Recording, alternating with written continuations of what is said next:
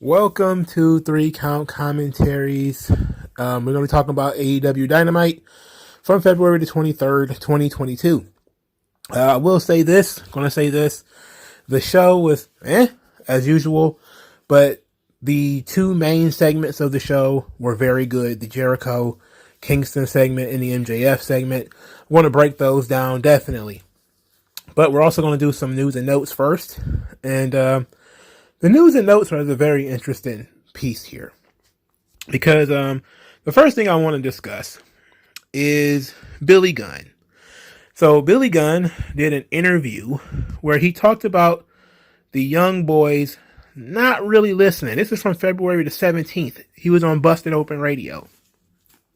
And Billy Gunn says, quote, "Back down on half of the stuff that they do. That for me is the biggest thing.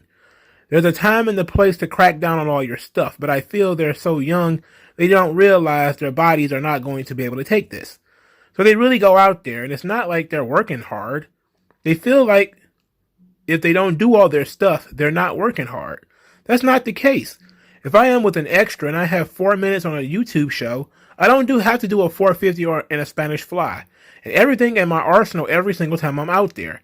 I feel like that they don't feel like they don't go, okay, I want to do this and this and this, so let me work around to get this so I can get the most out of that move. But it's just move after move after move after move after dive. They don't structure matches like a psychologist would structure stuff." That sounds like Sammy Guevara to me. He continues, "I think one of the things is that they're not letting the people get emotionally invested in them and letting them absorb what their personalities are because they just go, go, go, go, go. And the hardest thing for people to teach is don't do anything and get the most out of it. And then selling is just go, go, go, go, go. And the people never have time to catch up.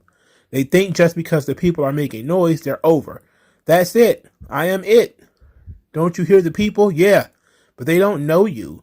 They're just popping on the move stuff because they can't do it. It's just a reaction to something you're doing, and it's forgotten about the next time somebody walks out of the tunnel. So I think, a lot of it is not letting people into what their character or who they are." And I will tack on to aid Billy Gunn in this because this is a beautiful quote. Most of these people don't have characters, and they don't have personalities. This should bring me directly to the main event of Daniel Garcia versus Bryan Danielson, where it was a great grappling contest. Did I care? No. I'm not one of these people who are super impressed because Daniel Garcia is on a televised main event at 23 years old. It's like, so what? He's been on this roster for like 4 months. I have no idea what motivates this guy, what his character is, what his personality is. All I know is he's a grappler. Okay. Like, okay, so what? It's like wrestling fans, well, AEW fans. I hate to bundle all of these guys together. It's like, bro, when I talk to these people, I say, bro, what do you think ESPN does all day? Show old basketball games? No, they're telling you literally the story of every basketball player. Every star player, ESPN takes time to meticulously detail his life from when his father left him to when he got drafted by the league and how he didn't have any money and how many hours he spent training. And then they start talking about his statistics and how old he is. And then you get to see the game. You get to see the young boy that they was talking up on ESPN that Stephen A. Smith spent 15 minutes yelling about. That's the guy that you're watching in the game. All they do is tell stories. Literally, ESPN's commercials now say that they're the best storytellers in sports. Because that's what motivates people. That's what brings people in. People get emotionally attached to basketball players. This is why people cried when Kobe Bryant died. People care about athletes as people who can do incredible things, but also as people. Most of the time when you see an athlete who becomes a mega superstar, it's usually because people saw them and they saw them angry, they saw them vulnerable, they saw them getting into trouble, they saw them get out of trouble. A lot of different facets to their characters, the Allen Iversons and the Deion Sanders and all these types of guys. Wrestling is the exact same way. people are easily able to forgive Jeff Hardy because they know Jeff Hardy. They watch Jeff Hardy grow up in front of their television screen. They know his story. He's told his story. WWE has told his story. TNA has told his story. Yes, he's had 25 years to do it. But that's how we know that the situation works. You don't need that much time. Now, they don't seem to. Now, Billy Gunn is talking about getting the most out of a small moveset. That is very important. But what is more important, psychology and character. I don't care if you can't do a 450. Most of the time, not that impressed. I've seen it 100 times already. What I am impressed with is characters and stuff like that. And this is what that Dynamite tonight did really well. Is it really presented some characters in a very interesting way. So that was Billy Gunn. That was very interesting. I liked that Billy Gunn, who was, I'm guessing, one of the coaches down there. Also, very interesting. I know that Bryan Danielson said something similar about Sammy Guevara, but I think that was in character. So I'm not going to go through that because I think that was in character. To me, it felt like something Bryan Danielson would say in character, and he was just poking fun at Sammy Guevara. But here's an interesting thing that isn't somebody just poking fun. It's after Dax Harwood went on his tirade and told his woe is me story about how Shawn Michaels made fun of him. Dave Schilling, a former WWE writer, talked about FTR making fun of him backstage at a Raw taping. This was very interesting, considering everybody was feeling so bad for Dax Harwood the whole time. This is what he tweeted out. I feel bad that FTR had a bad experience with Shawn Michaels, but they also made my life hell the Raw after WrestleMania 2035 and made fun of the promo I wrote while I was in the room. Tough business, and people are rarely their best selves under the pressure cooker. They ducked me all night when they could have helped me make the promo better. We barely got the pre-tape on air that night. So apparently FTR was also difficult to work with. And a lot of people would say, well, no big deal. You know, FTR, this guy's just a writer. Who cares? But let's continue. He said, to be clear, I have no lingering resentment towards FTR for something I'm sure was pretty insignificant in their careers. But it's important to remember not everyone is at their best at TV. Writers are, without a doubt, second-class citizens in wrestling, but nobody deserves to be in a hostile or uncooperative work environment, regardless of what they do on the show. Very interesting. That's very, very interesting. You know? And most people, recently Matt Cardona came out and said, you know, fuck the writers, because the writers are scared of Vince and they don't pitch ideas to Vince. And well, to summarize, I don't want to go too deep into this because we do have to do Dynamite eventually. Matt Cardona's point was he would give ideas to writers and think that the writer is going to go pitch these ideas to Vince, only to find out later Vince never heard it because the writer got scared and didn't go pitch the idea. So he says that anytime he had to do something, he had to go directly to Vince.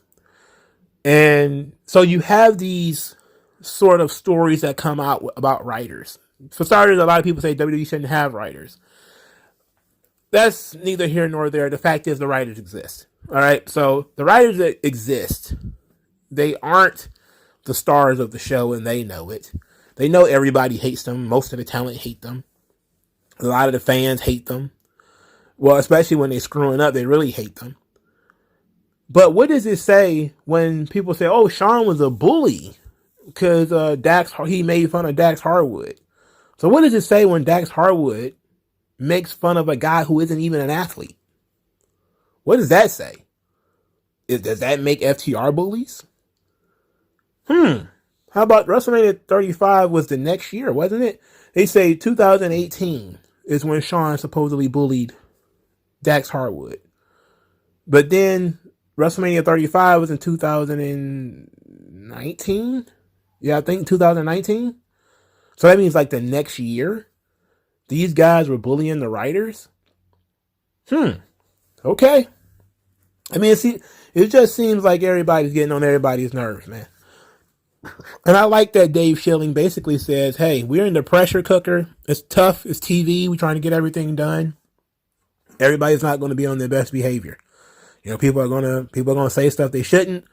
They're gonna make fun of people. Yada yada yada. I'm gonna give him some credit for that, but this is very interesting. There was a lot of people, of course, bringing out the capes for FTR, saying you're just saying this to minimize what Dax said about Shawn Michaels. It's like, but is the story true? Is the story true? If Dax Harwood decided to bring this up because he felt a certain way about it, he has every right to. That doesn't mean that other people can't do the same thing to him. So even if that was the case, even if it was, oh, well, you're just trying to minimize what Dax Harwood went through with Shawn Michaels. It's like, so what? Now tell me that what Dax Harwood did is fine. Because if it's fine, then what Shawn Michaels did was fine. And if it wasn't fine, then he's no better than Shawn Michaels. In fact, he's worse. Because at least he could have punched Shawn Michaels in the face. And he didn't. What was the writer going to do? Try to fight the Revival? He's going to make fun of the Revival and get beat up? No. No, it's not that kind of atmosphere anyway. But no, he wasn't going to do that. All right. Is that all? Well, I guess there's one more thing. Tony Khan now has a super duper top secret surprise that's going on. A lot of people are throwing their hats in the bin, saying it's going to be all sorts of different things. There's NDAs supposedly. I thought it was the T-Mobile Arena thing, and I was like, this is stupid. If that's the super duper top secret surprise, that's a waste of time. You've already been in Las Vegas. It's a bigger arena, so what? But apparently, I'm told by wrestling journalists who, know everything, despite the fact that it's supposed to be super duper top secret, that it was not the T-Mobile Arena thing, and that is something else. So now people are thinking that Tony Khan has bought Ring of Honor. Okay. Now people think that they have a streaming service, or they're going to have some type of big money media deal, which is entirely possible, and I hope so. To be quite honest, I want AEW to be better. I don't want them to go out of business. The last thing I need is to go back and start watching fucking Dynamite on the WWE Network on Peacock. That's the last thing I want to do. Because more businesses is more jobs that people can get paid better. Because now you have bosses competing for your services. They can get paid better. You care about wrestler pay? You should want more wrestling companies. That being said, I don't really care what Tony Khan has got cooked up, and I don't think anybody is going to care the next month after it occurs anyway. It's just another reason to get people hyped up, and what he does well is the hype machine. He does that very, very well. He's almost like he's a natural promoter. He does very well with the hype machine. He's learned from the best when it comes to hyping up announcements and all that kind of stuff. So I guess we'll be sitting back with bated breath, trying to figure out what really is going on with AEW. Well, I guess we'll see whenever the non-disclosure and all that kind of stuff is lifted. Who cares? All right, let's finally get into Dynamite. 14 minutes in. Let's get into Dynamite. So the show starts with the tag team battle royal. It was 10 teams. Both members of each team had to go over the top in order for them to win, or lose rather. The winners were Red Dragon, as Kyle O'Reilly won the match for his team. The final four were Nick Jackson of the Young Bucks. Please, if it was Matt Jackson, I don't care. I don't know which one it is, and I don't care. Dax Harwood of the Revival, and that silver dude from the Dark Order. What a field. You thought that Santana and Ortiz were being pushed after they said Jericho was holding them back? You thought they was getting pushed? Haha, had you fooled. Had you fooled. You pulled the wool over your eyes, didn't you? Huzzah! Get the fuck out of here. Puerto Ricans. You don't get nothing. That's what I got from this match. I said they should have had a tournament. I know that the tournament would have brought some pretty big matchups they probably didn't want to give away, like the FTR, Red Dragon, and all that kind of stuff. I get that. But this Battle Royal was a bit of a mess. I didn't care about this at all. I really didn't care about this tag team thing. One of my subscribers said they wanted me to talk about the tag team division in AEW. The fact of the matter is, I don't think their tag team division is bad. I think the issue is the same issue they have with the rest of their divisions. They overprotect certain people and they underprotect others. So you have Kings of the Black Throne, who I call the House of Black. I'm not going to call them Kings of the Black Throne. That's just too pretentious. They weren't in this. Death Triangle, Penta and Pac, they weren't in this. There's other tag teams that were not in it. And it makes sense for them not to be in it if they're not going to win.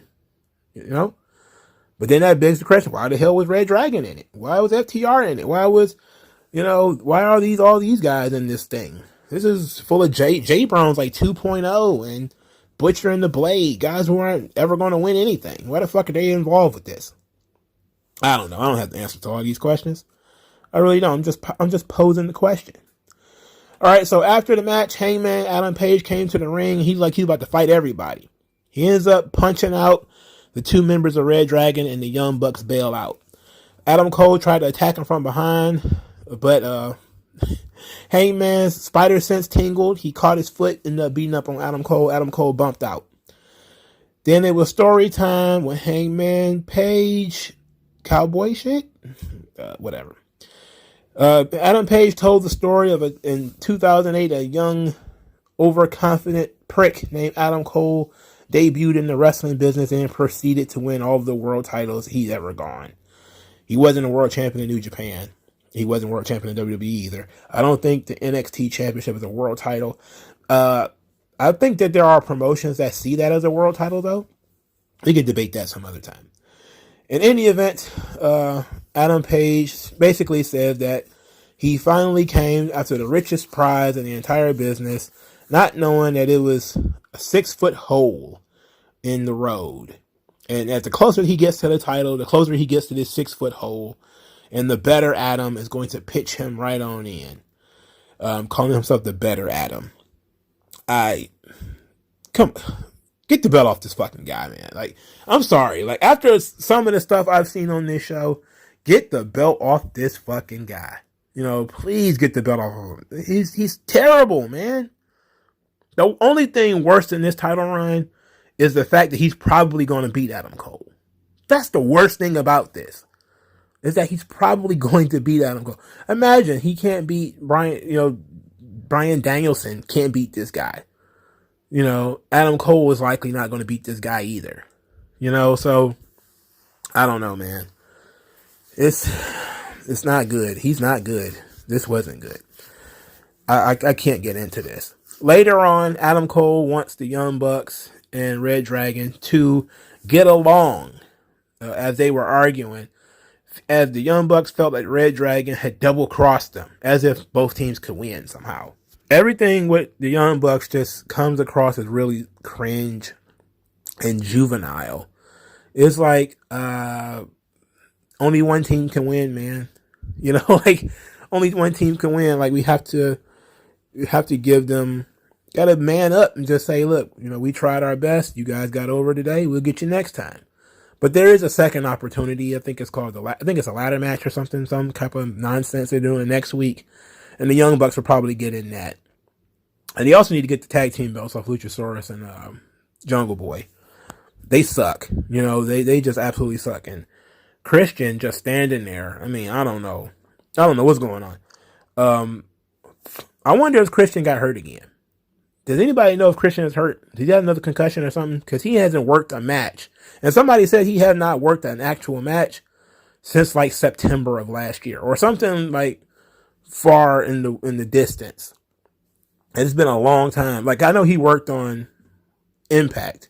But he hasn't worked on AEW TV since he lost to Kenny Omega. I think that's But that's what somebody said. I don't know if that's true or not, but I was told that. And it feels true. I'm not saying it is. I'm just saying it feels true. Like, I thought he was there to outwork everyone. It seemed like he's there to collect a paycheck and do nothing. But hey, ain't got nobody from the wrestle, nobody from the feud with. I mean, what the hell can you do? Him and Sting are in the same situation, if we're being honest. Sting has become wallpaper. Sting just hangs around with Darby Allin to the point where I don't even get excited for Sting anymore. He's just there. He's just present. Christian is the exact same way. You used to think like, oh, it's cool Christian hanging out with Jungle Boy. That's kind of cool. I wonder what's going to come from this. And it's like nothing. He's just going to continue to talk on his behalf. And it's like, oh, Sting is going to hang out with Darby Allin. That's cool. That's fun. It's like, yeah. And then 6 months later, it's like, oh, they're still hanging out, huh? Okay. Now here we are, almost a year later? If it's not over a year already? And they're still just hanging out? Okay. Moving on. Bryan Danielson says that he was impressed by Daniel Garcia. And Daniel Garcia reminds him of himself, but the difference is that he had an excellent mentor in William Regal. While Daniel Garcia is stuck with these two J-Browns 2.0. J-Browns being my words, not his. I felt the spirit of our Lord and Savior Bryan Danielson, and it told me to call 2.0 J-Brown, so I did. He says, imagine if he was trained by somebody like me or Moxley. He would be on such a different level. And speaking of Moxley, if Moxley wants to know what I think about us bleeding together, I'll give him my answer tonight. So, Daniel Garcia is hanging out with 2.0 and they cut their promo. 2.0 says, oh, we came in this business together. We signed up and signed on to this company at the exact same time. And now you coming in here thinking that you can just swoop in and become Daniel Garcia's mentor. Well, nah, nobody's going to do that. Nobody's going to take him away from us. Daniel Garcia says that he doesn't need a lesson in violence, that he knows all about violence, and that violence molded him. And tonight he's going to show Bryan Danielson what he knows about violence. He then promptly got choked out in a leg scissor triangle choke after getting his head stomped in. Sounds like you weren't molded strongly by the violence. I mean, he's a kid. This was just a showcase. I mean, it is what it is. I didn't hate this. I didn't love it. I barely paid attention to it. They're making me not care about Bryan Danielson matches. They're just doing a really good job of that. He's going out there having hellified matches where he's feeling the Holy Spirit in the ring or some shit that he said in an interview. If you didn't understand what I just said, he literally said, I've been going to church my whole life, but I never feel closer to God than when I'm in a wrestling ring. And he says, maybe it's the feeling of doing something you know you're meant to do. And I was like, Bryan Danielson. Ever since he went to AEW, it's almost like, remember when he was in WWE, he used to make fun of people for believing weird stuff? Like, he made fun of Ryback. He was making fun of AJ Styles for saying that AJ Styles was a flat earther. He was making fun of Ryback about everything. But since he came to AEW, he's just been saying some of the weirdest stuff. Like apples are tree semen. He doesn't know what vlogs are.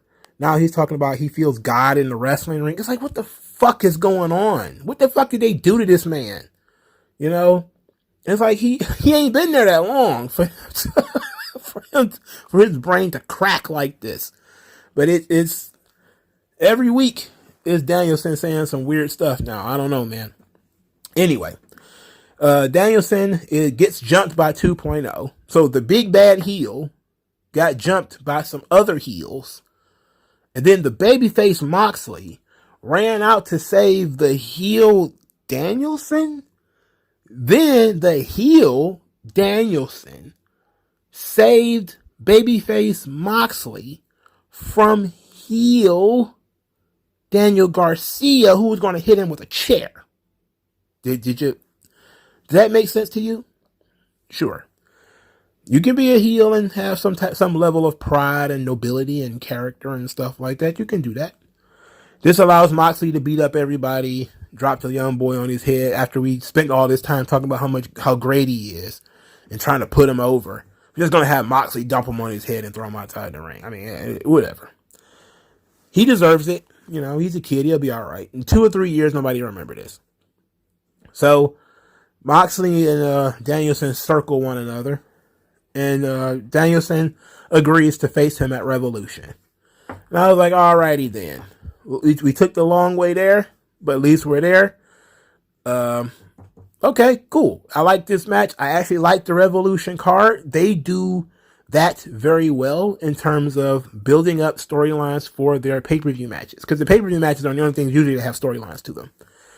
They've done very well with this card, with the exception of Hangman Page, Adam Cole, and the exception of that damn ladder match and that damn triple threat match. They've done pretty well on the big singles matches. You know, especially Jericho and Kingston, which we'll talk about in a minute, MJF and Punk, and now this match. They've done a really good job of building those matches up.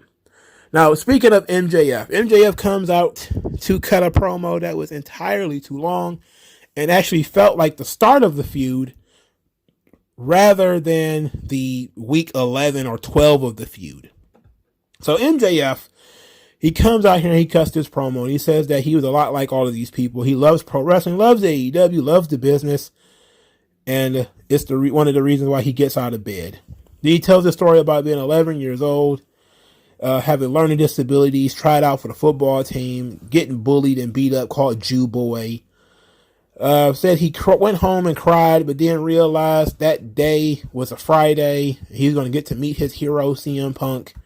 And he went and took this picture with CM Punk, and it made him want to be a pro wrestler. He wanted to be the best in the world, like his hero, CM Punk. And he said he believed in CM Punk, and then in 2014, CM Punk left him.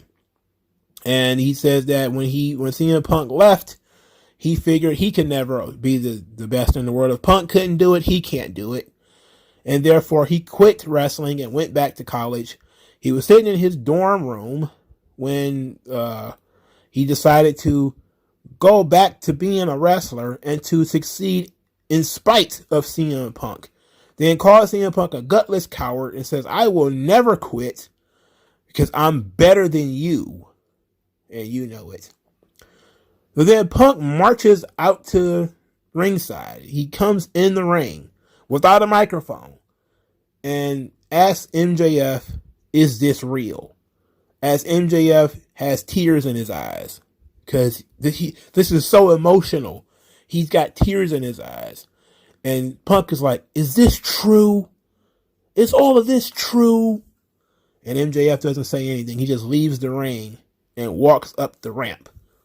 And we're led to believe that MJF was telling the guys out his truth. Of course, MJF is full of shit. He's a heel. Why would anybody believe this? Why would anybody believe this? It was a well-scripted promo. Very well put together.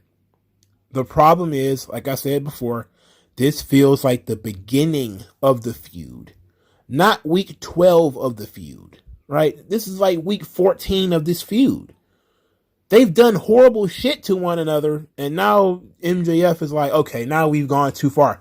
Dog collar match, we've gone too far. Now I'm going to pour my heart out for CM Punk.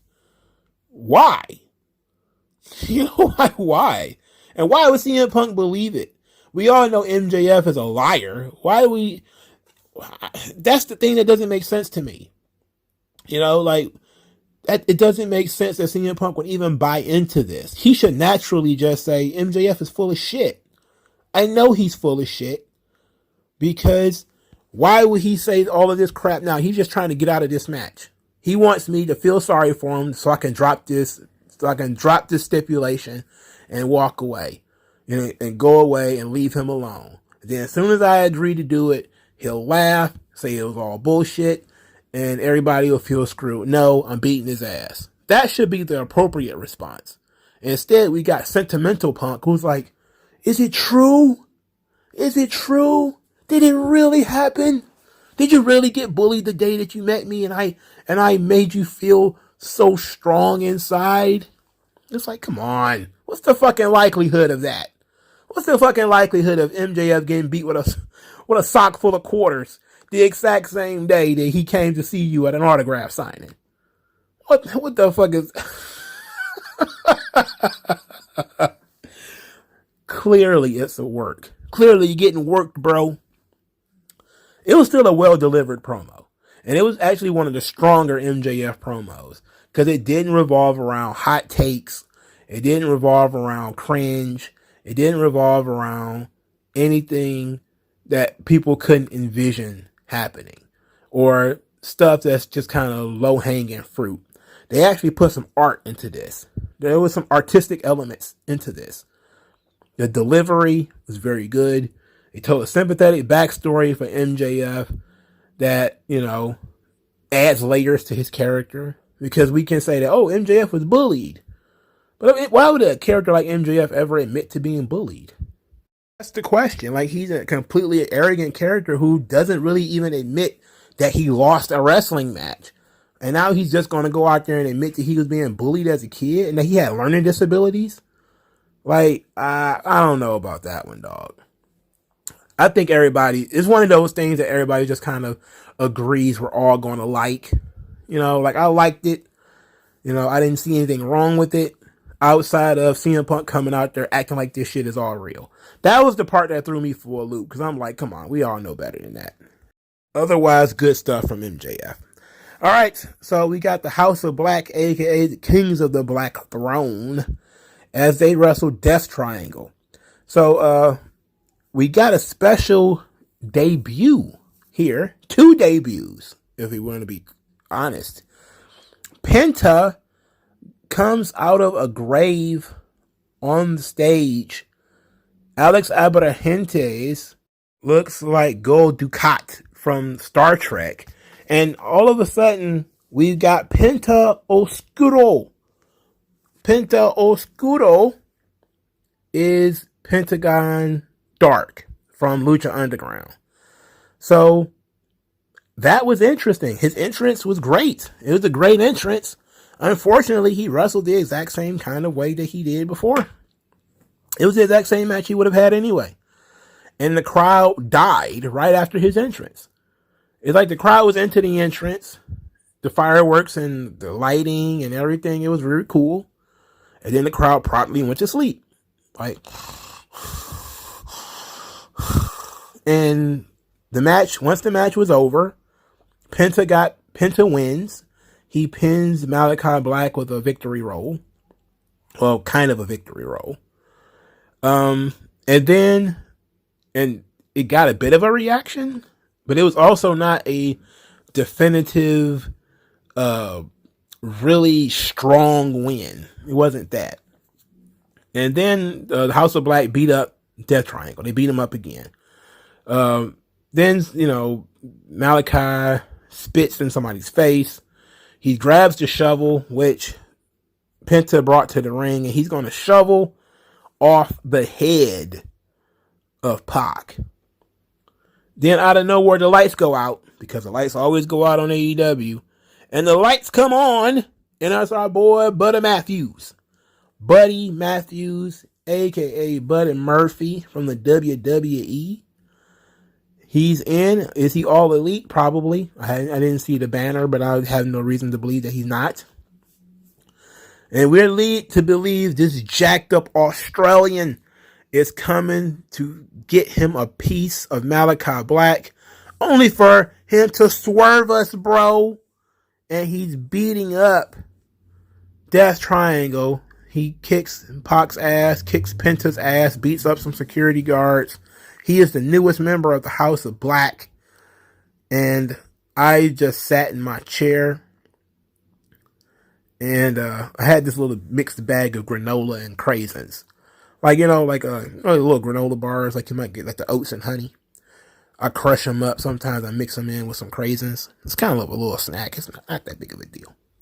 And I was chewing on this, and I was watching this show, and I just kind of like to myself, what kind of goth guy is named Buddy?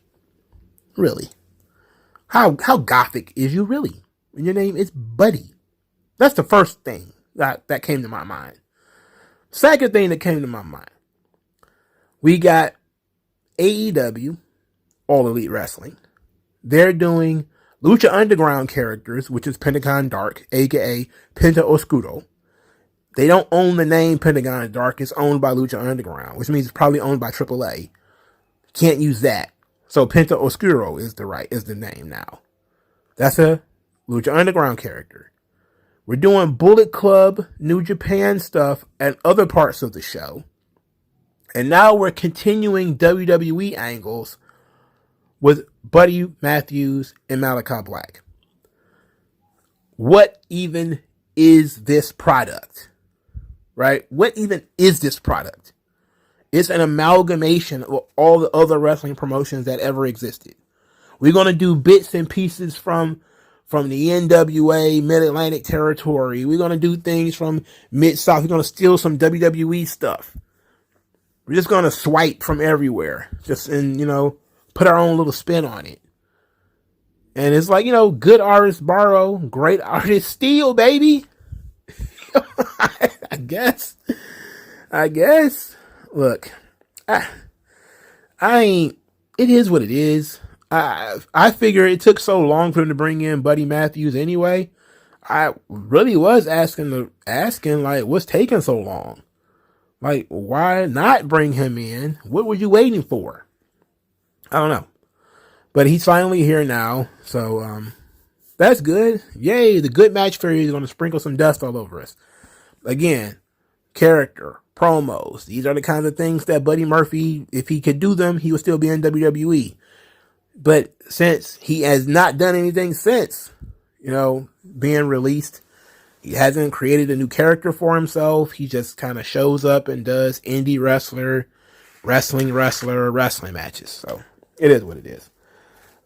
He's not a bad signing. He's just another signing. He's neither bad nor good. Is he likely to be a world champion? No. Is he going to sink to the bottom of the card? Probably. I mean, he's just another body in the ring, I guess. Just another WWE guy. They had a vignette for Thunder Rosa and Britt Baker. Apparently, they're going to have a contract signing on Rampage. They're going to have a match for the title at Revolution. In this thing, Britt Baker says that Thunder Rosa is a theme song and nothing else. Which, you can't say that when she beat your ass like numerous times already. But the fact that they're going back to this well says a lot. They didn't do a good job of making anybody else believable. So they had to go back to Thunder Rosa, which means that Britt Baker's just going to get that win, her win back from losing that lights out match. Because I don't see her losing to Thunder Rosa. If they continue to hold on, if they can hold on for another couple of weeks, Toni Storm will be free, and they can sign her. Ember Moon is already, I think, free. I think Mia Yim is also free. So you still have some women who are out there for them to sign. It's all going to be about how they use them, though. Look at what they did to Ruby. They brought her in. She was super hot. Then they had her essentially lose. Now she's sunk to the bottom of the women's division. It's almost like Vince wasn't wrong about what she was going to do. Moving on. Eddie Kingston and Chris Jericho. Now this was fun. A little too much, of course, with the WWE references, but this was fun. So Jericho brought security, which pissed off Eddie Kingston right from the jump. He says he doesn't want to fight like a thug, which Eddie Kingston thinks he is. Eddie Kingston is fine with being called a thug, but says he's not a sports entertainer. And that since Jericho isn't fighting him, he should go away. This is not a sports entertainment company. This is a wrestling company. Chris Jericho said this is sports entertainment that will actually be entertaining. And then told the story of how he heard about Eddie Kingston and thought they were talking about Eddie Edwards because he had never heard of him. And says that when he did see him, he figured out why he had never heard of him because he looks like a jobber. Then he says, but I thought your match with what's his name was good. And said that he told Eddie Kingston he was going to be a big star. He's going to be a big baby face in the company. He said, you finally made it at the age of 38. And that made everybody kind of chuckle a little bit. And even Eddie Kingston had like a little bit of a smirk on his face. And then he says that everybody was happy for you except me. Because by the time I was 38, I had done all these great things, main evented pay-per-views, won world championships, been all over the world. And it says, and you don't believe you can achieve what I have achieved. And I made millions of dollars. And then he said that Eddie Kingston was jealous of him. Eddie Kingston said, you did all of these things because I wasn't there. And that I do things my own way. And I'd rather do things on my own. And in doing things on my own, I would rather fight you than talk all this junk. Jericho continues talking, saying that Eddie Kingston is afraid of success and that he'll never win the big one. And he says, I'm the big one. And says, not Danielson, not Punk, me. I'm the big one in AEW. It accepted Eddie Kingston's challenge for a match at Revolution and says that he will give him a sturdy handshake of respect if he wins. Eddie Kingston says he doesn't want the Jericho from the Mimosa match. He doesn't want the Jericho from the last several weeks that was singing and dancing and doing all kind of stuff. He wants the Jericho that blood buckets in Japan or Tennessee, the one who gained the respect of Tenryu in Japan, the one who his buddy Levesque hated, because if you don't bring that Jericho, I'm going to eat you alive. Then Jericho promised to bring that Jericho. All right, so there's a lot of WWE references here, but what stood out most to me is the Voldemorting of Cody Rhodes. I thought your match with what's his name was pretty good. It's just the audacity of that. It's like, wow, these guys will name drop Vince McMahon. They name drop Triple H, but Cody Rhodes gets a what's his name. So you trying to tell me we have no problems promoting Triple H, but we can't promote Cody Rhodes?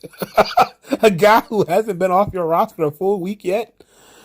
Oh, well, I think it probably has been a full week. I mean, let's be honest. How childish is that? That's very childish. And Cody probably did the right thing getting the fuck out of that damn territory. This is how we're going to do. We're going to pretend he doesn't exist anymore. Well, maybe it was just a Jericho decision, just take a light jab, because all this thing was full of jabs. This is a pro wrestling company. It's not a sports entertainment company. This is a sports entertainment ass segment. It didn't end with a fight. Nobody threw any hands. All Eddie Kingston's talk about fighting, he didn't fight Jericho at all. He just stood there and let Jericho talk, and then he talked about not wanting to talk, and then talked some more about beating up Jericho. He didn't beat up Jericho. He didn't fight him. He didn't try to fight him. So, it is what it is. I liked Jericho's promo. I liked the content of it. I think we probably could have shrunk it down. This is another one of those segments that probably could have been done over the course of several weeks. And AEW does these info dumps. This is a classic sign of bad writing. You introduce your story a little at a time. That's how you keep people engaged. Each page or each chapter should reveal a little bit more about the characters and a little bit more about the story and the world or something. You should basically reward the reader or watcher for continuing through the series, right? So if you watch part one, you introduce the plot, whatever the plot is. The hero is going to find the golden treasure. All right, fine. Now you introduce the plot, introduce the characters. Who is the hero? Why does he want that? The David Mamet questions we used to go through when I used to do other things before I started working these crazy hours. So you introduce your characters, what they want, the obstacles, yada, yada, yada. And then over time, you reveal more about everything. You reveal how the treasure got there. You reveal the secret reason the hero really wants the treasure. Maybe they're telling you, I was just reading this comic book called Seven to Eternity. And part of this, and probably nobody probably ever read this, but part of it was the hero he's dying throughout the entire book. And he finally gets to a point where he can get eternal life.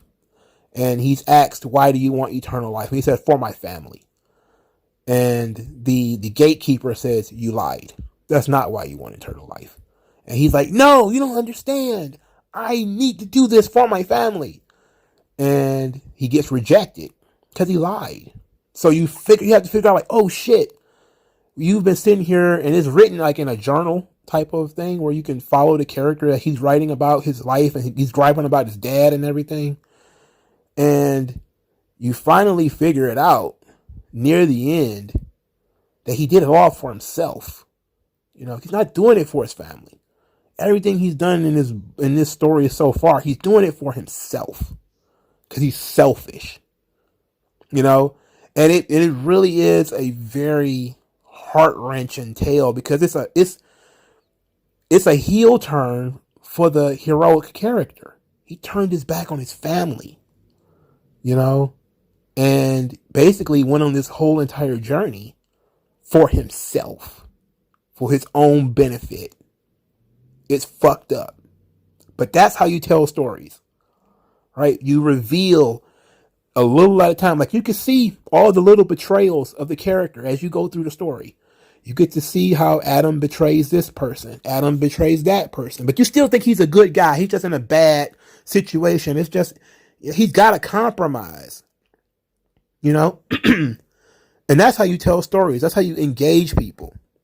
Like we could have said Jericho is still pretty much a good guy. He just doesn't like Eddie Kingston because he feels Eddie Kingston, is, scared of his own success. How could he possibly help Santana and Ortiz? That should have been the angle here. It's like, Eddie Kingston is scared of success. How could he help you guys? And then they'd be like, what do you mean he's scared of success? And then you could be like, well, look at him. He has all this talent, and yet he doesn't get in shape. He's a great talker. People really believe in him. But does he really believe in himself? And you just kind of lead that into the audience. And then Jericho apes on him on maybe 5 or 6 weeks in. Then Jericho turns on him completely. And it's like, look, you're a slob. You fucking suck. Everywhere I've seen you, you just coasted off of being a real person that everybody can relate to, but you're not ever scared to go beyond that. You're scared to be somebody's hero. You don't want to be a hero. You want people to feel sorry for you. I'm a hero. That's how you tell this story. I think what they did was an info dump where they basically says, okay, we've already booked the match. The match is already going to happen because we basically told everybody it's going to happen. Now we have to give you a reason why it's going to happen.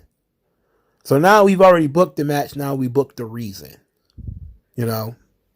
Instead of you tell the story which naturally leads to the match, which is the appropriate way you tell stories.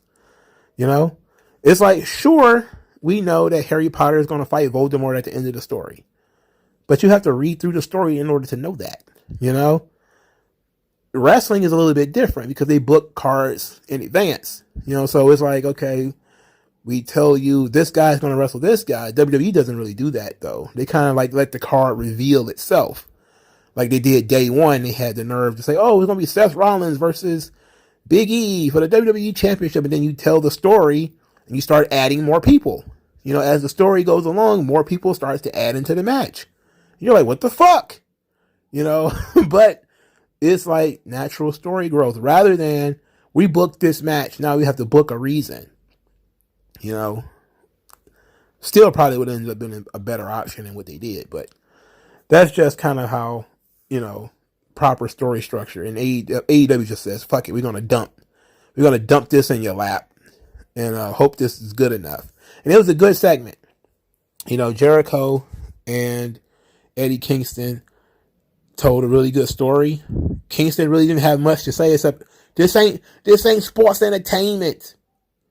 When Jericho said he was scared of success, Kingston didn't even respond to that. He didn't have anything to say about that. But he did have a lot to say about, hey, I want to fight Chris Jericho, but I want to fight a specific kind of Chris Jericho. There's something deep within him. There's something respectable within Chris Jericho. Maybe Eddie Kingston should have replied that Jericho has all of that success, and maybe that's why Jericho was fat. Hey, I got fat because I didn't believe in myself. You got fat, because you were successful and you didn't think you had to do this anymore. Now we're both slimming down. We're both getting the eye of the tiger. We're both fired up. We're going to go hit the gym and we're going to go back and, do this thing. That would have been, I think, a great angle to play for Eddie Kingston. Because I know Eddie Kingston did come out and say that he was getting back into shape because he wants to be a world champion. Why not use that? When Jericho says you look like a jobber or whatever, Eddie Kingston should have said, look, I didn't take care of my body like I should have. That was a mistake that I had when I was younger. I thought I could just jump up and do this. I thought just being a street dude worthy of a fight, I could do this. But now I realize I have to be a finely tuned athletic machine. Just like all these other guys. I see these Danielsons, but I also see Daniel Garcia. I see the young boys are coming in there in great shape, great cardio. They don't smoke cigarettes. They don't drink Crown Royal. I need to stop doing that stuff too. If I'm going to compete with these guys, I need to be the best I can possibly be. So you're right. Maybe when you saw me, I was a jobber. But that was then. This is now. He could have said I'm like Bernard Hopkins. Bernard Hopkins, for those of you who don't know, is a boxer. The guy was winning world titles at 40 with missing teeth. He had spent years in prison. But he's a hardhead. He's disciplined. Bernard Hopkins will beat your ass, and he's like 47 at the time. I don't know how old he is now. He's probably about 60 now. But when he was out there beating the shit out of dudes, he was in his 40s. He peaked late. That's what Eddie Kingston could have done. If they took time to tell this story properly, that's how they could have gotten it. But they didn't. Instead, they just threw everything in the pot at one time. So there that go. I spent way too much time on this. But I just wanted to talk about storytelling because I don't get to do a lot anymore. All right. Hardy family office. They're hanging out in the office space, which is a landing between goddamn stairs. Please get this man out of this staircase. Matt Hardy is talking about Andrade winning the TNT title. And then he says something like, will you tag in Mark Quinn or was it Isaiah Cassidy to win the TNT title? And Andrade was like, what are you talking about? I don't need anyone to win the TNT championship. And, look at me. Look at me. I'm Andrade El Idolo. Why would I need two skinny, jobby black guys? Why would I need them?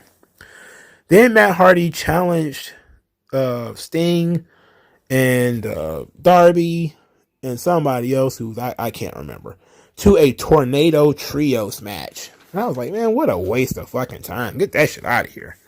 I don't want to see that. I have no interest in Matt Hardy. None whatsoever. All right. Ricky Starks defeated 10 of the Dark Order with a spear. He's half this guy's size. The crowd was dead for this. Dead. Ricky Starks did not move the crowd. It's so sad. That's very, very sad. That's horrible. That's not his fault. Now Team Taz has two guys in this Face of the Revolution ladder match. Should have thought about that before they did it, but they didn't. Ricky Starks is a great talent. I'm a big fan. He's a little small, but he's a great talent. He's the smallest guy in this match. That's for sure. Keith Lee was about to do his Neil deGrasse Tyson promo when Ricky Starks interrupted him, mocked the way that he talked, and said that I don't care what you've done anywhere else. You're in AEW now. Team Taz runs this place. And that from here, you start from the bottom. You got to start out and do it all over again. Then Keith Lee just kind of looked at him. And then Hobbs stepped up to Keith Lee. And I was like, oh, baby. Oh. Don't show me if I can't have it. You got to tell them like you tell these girls out here. Don't show me if I can't get it. Don't be teasing me. That's just disgusting. That's so sad. All right. Ricky Starks is in the ladder match. Okay. And finally, Jade Cargill lost to the bunny, but the referee saved her. The bunny should be the TBS champion because Jade Cargill doesn't know how to kick out. Oh my God, bro. Oh, Lord have mercy. The bunny is the rightful uncrowned TNT champion because Jade Cargill did not kick out of a move. I am floored by this. I am floored by it. was on national television. Bruh, it was on national television. What? National television. Everybody saw it. While all the blue check marks is blowing how great Jade Cargill is. Oh, she's so much better every time I see her. Oh, she's so good. She can't kick the fuck out on 2 3/4. She's literally sitting there getting pinned. Oh, she stunk up the joint. Stunk up the joint. Oh, that's sad. That's sad. That's disappointing. That's disappointing. That was disappointing. Oh, that's disappointing. Why would you ever? Well, I'm sorry. The official decision is that Jade Cargill won the match. But the bunny did pin Jade Cargill, and the referee just didn't count. She went full Tirantes. You know, the heel referee from AAA. She just went heel Tirantes. I mean, just 1, 2. My arthritis. Oh no, my arthritis. I'm like, come on, man. What a joke. Obviously, it was an accident on Jade Cargill's fault. WWE referees would have counted that shit, and we'd be in a whole heap of trouble right now. I mean, imagine if it was WWE, because, you know, Vince tells the referees to count through, right? If the referee would have counted, and Jade Cargill would have suffered her first loss to the fucking bunny on national television. Ooh, you know how much money I would have had to fire that referee and fire Jade Cargill. I'd have had to fire both of them. She's throwing money away because her first loss would have actually occurred, and the referee would have been at fault for it. So the referee took the heat by, you know, not counting, because that's not the finish, and saved all the money that they was going to end up making off of whoever was going to beat Jade Cargill to be the first one to beat her. But man, that was embarrassing. It is what it is, though. You know, not everybody's perfect, but for fuck's sake, it was funny. It was pretty funny though, so that's why I had made fun of that. I didn't care about the match at all because I knew that she wasn't going to win. Since Jade Cargill's running around with her stolen title, she wanted to know who's next. Then she says, "Who's left?" You know, they started chanting Goldberg at her. Then Tainara Kanti came out, called Jade Cargill a bitch, and then ran to the ring to fight her. I don't know. I don't think I care. Do I care? Nah, I don't care. Look, I think we are getting to the point now where we see that Britt Baker and Jade Cargill are so well protected that nobody is going to beat them. And so you have to ask the question, what are they going to do in these matches to get you to bite? Like when Naomi wrestled Charlotte, you could say, well, everybody knew that Naomi wasn't going to win that match. And yes, we did know. For starters, I think that match was taped in advance, so we knew that she wasn't going to win. But secondly, what they did in the match is led people to bite on a lot of the 3 counts and a lot of the character stuff they were doing. If AEW cared about the character stuff, we got to start at how we ended it. We could make it believable that somebody could beat Jade Cargill, you know? And maybe we use that whole referee thing as part of a story. Maybe everybody saw it.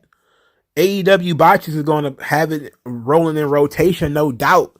By the time this video goes up, you probably would have seen it 100 million times by now. Why not use that? Why not use that and say the referee, if it wasn't for the referee, the bunny would be the TNT champion right now. Because Jade Cargill couldn't kick out of that move. And all she needed was for the referee to hesitate for 1 second. And she was able to get free. You know? Use it. Create a vulnerability for Jade. So that now people can believe she can lose. And that will making her more beatable can help her draw more than making her unstoppable.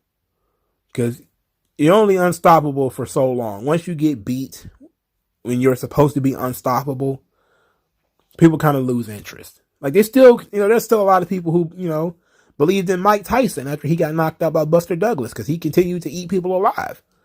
But the mystique was gone. It made for more compelling fights. Now people can feel better betting against Mike Tyson. There's more money to be made.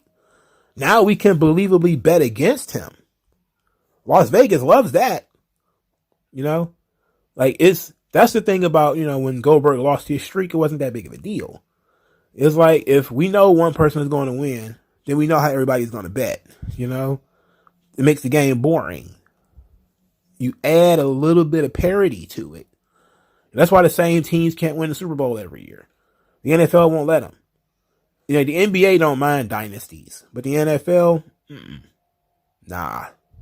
They don't want that. They want more parity in the league. More parity makes the game more exciting. You never know which team is going to win. You never know which team is going to win the Super Bowl. So when the Patriots was winning Super Bowls back to back to back and all that kind of shit, they was like, these dudes are cheating. They clearly cheating. They beating the system. More often than not, they're beating the system. The team is too good. So that's the idea behind 50-50 booking as well.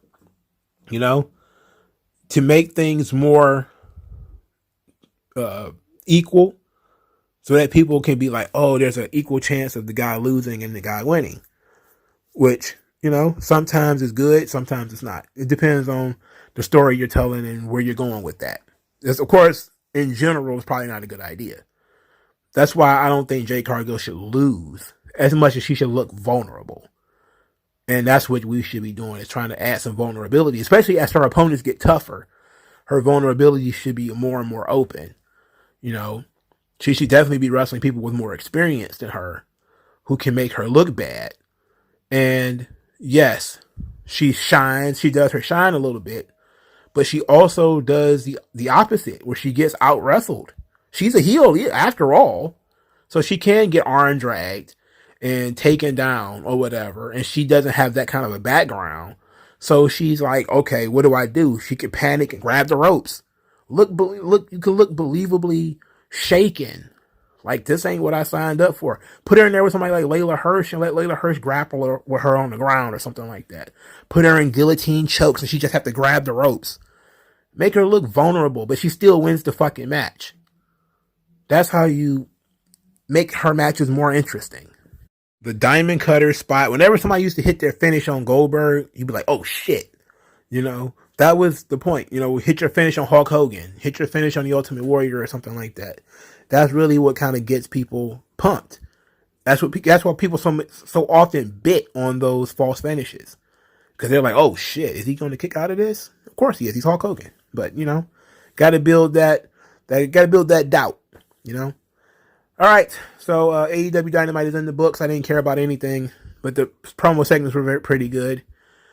And I thought the show was okay. It was just okay. Well, let me know what you guys think in the comment section below. Like this video, share this video, subscribe to the channel, donate to the channel. Thank you guys for your time.